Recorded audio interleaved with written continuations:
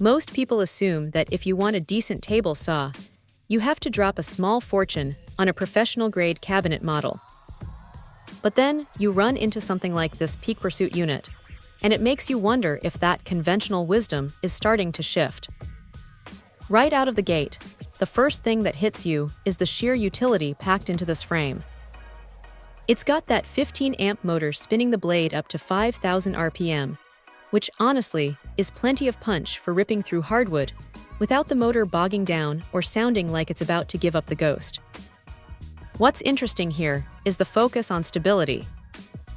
Usually, these portable saws feel a bit flimsy, like they might tip over if you lean on them too hard, but the metal stand with those rear triangle supports actually keeps things planted.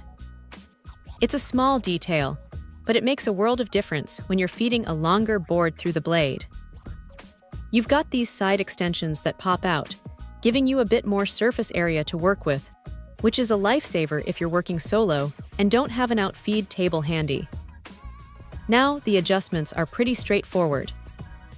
The hand wheel for the blade height feels smooth enough, and the rack and pinion system for the bevel cuts is a nice touch.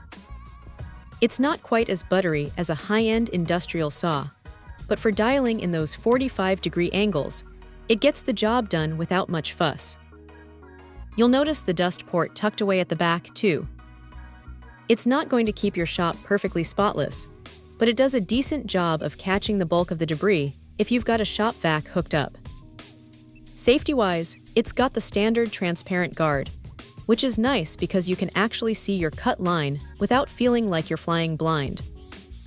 The push stick is right there in its own little storage slot, which is great because that's usually the first thing to go missing in a busy shop. One thing to keep in mind, though, is that while the build is solid, it's still a portable unit. You might find yourself wanting a bit more mass if you're doing heavy-duty production work all day long.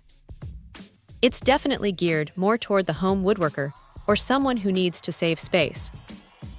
It's not perfect, and you'll want to spend some time calibrating the fence right out of the box to make sure everything is square. But for the price point, it's a surprisingly capable little workhorse that doesn't feel like a toy. If you're looking to upgrade from a circular saw or just need something that won't take up half your garage, this thing is definitely worth a look. Check out the video description for updated price. And thank you for watching this video.